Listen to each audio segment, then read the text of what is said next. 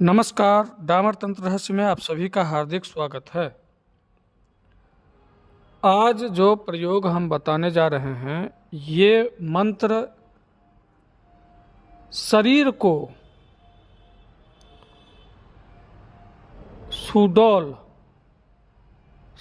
को सुडौल बना करके रखने में और रोग रहित रखने में सहायक है। ये इससे मूलाधार से लेकर सहस्त्रार तक भी जागृत होता है। शरीर में अगर कहीं भी नस नाड़ी ब्लॉकेज है तो वो भी खुलना शुरू हो जाता है। ये मंत्र बहुत ही चमत्कारिक है और ये है मंत्र माता काली का। माता काली का ये बीज मंत्र जो है, ये बहुत ही चमत्कारी मंत्र है। ये इसका पहला साधना 41 दिन का कम से कम कर लें। इसके बाद ये रेगुलर नियमित पूजा में अगर इसका 11 माला, ज़्यादा नहीं, मंत्र तो छोटा सा है। मंत्र है ओम क्रीं कालिकायै नमः। ओम क्रीं कालिकायै नमः। क र ई और अनुस्वार, क र दीर्घ ई और अनुस्वार, क्रीं। इस मंत्र का जाप अगर 11 माला रोज हो और 41 दिन में अगर 1.25 लाख मंत्र का जाप कर लेते हैं पहला अनुष्ठान करके, तो ये तो जागृत हो जाएगा। पश्चात अगर दैनिक पूजा में, दैनिक दिनचर्या में अगर 11 माला भी शामिल कर लेते हैं तो इस मंत्र का वर्णन हम शब्दों में नहीं कर सकते, इतना ये चमत्कारी मंत्र है। सबसे पहले ये वाक सिद्धि प्रदान करता है। सबसे पहले जो बोलोगे वही हो जाएगा। इस मंत्र का हमने ऐसा प्रभाव भी देखा है। दूसरा फायदा इससे ये होता है कि दिव्य दृष्टि खुलने में ये बहुत ही सहायक है। ये सिंगल एक बीजाक्षर माता काली का दिव्य दृष्टि को देने में सहायक है। ये इस एक श्लोक से यह सिद्ध होता है। हम श्लोक बता रहे हैं।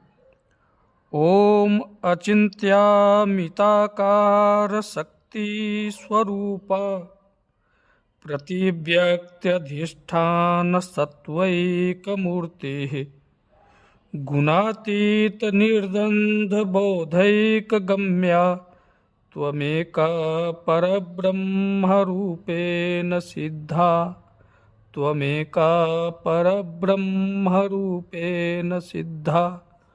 तो ये ब्रह्म के रूप में ही सिद्ध हो सकती है।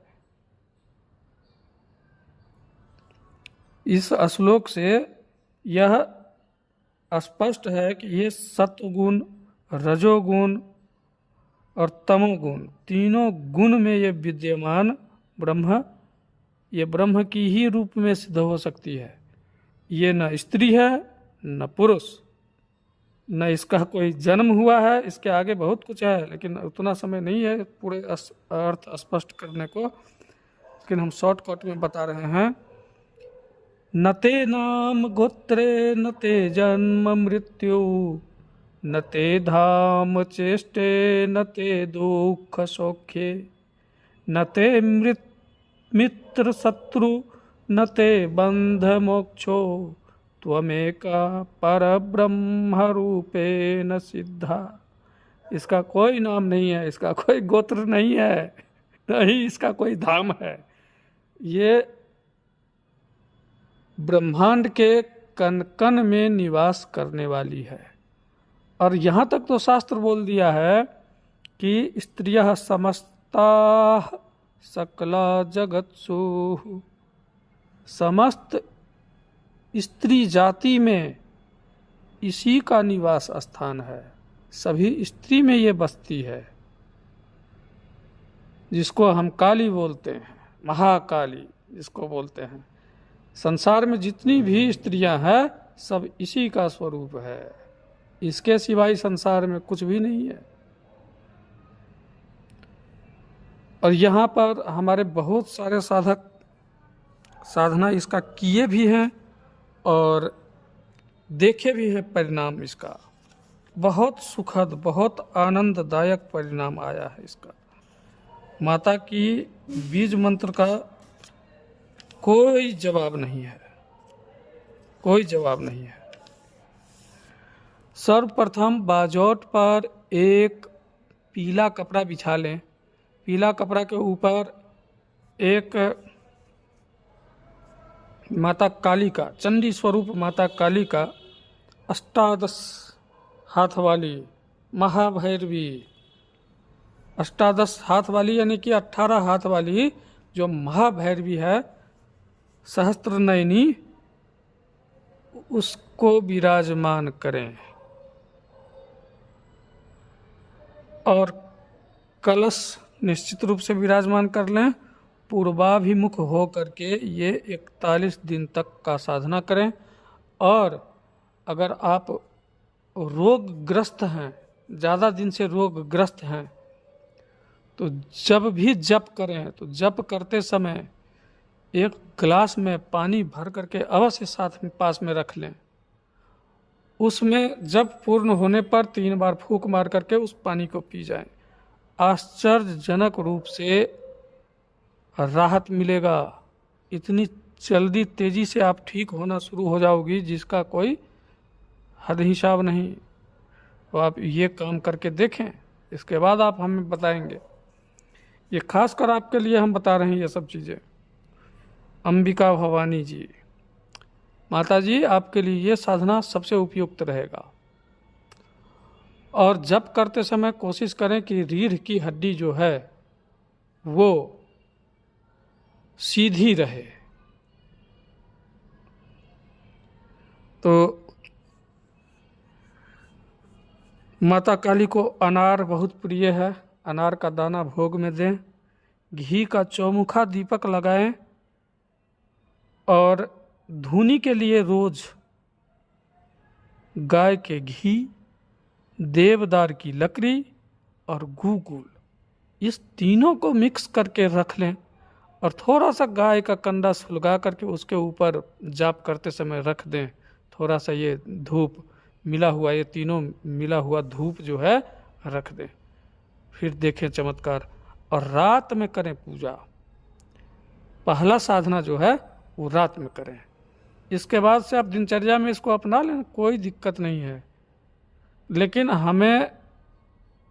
हम यही कहना चाहेंगे आपको कि ये सब तरह की अगर साधना करते हैं तो किसी के प्रति मन में गलत भावना ना रखें और किसी को गलत ना बोल दें। नहीं तो वो अगर 20-22 दिन के बाद से ऐसा होगा जो आप जो बोलोगे वही होना शुरू हो जाएगा।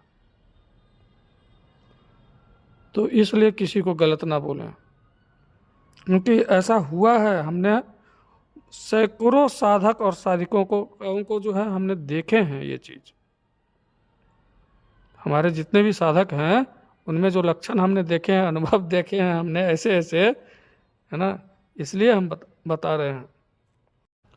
साधना के उपरांत दशांश हवन, हवन का दशांश तर्पण, तर्पण का दशांश मार्जन और मार्जन का दशांश कन्या भोजन इसमें अनिवार्य है।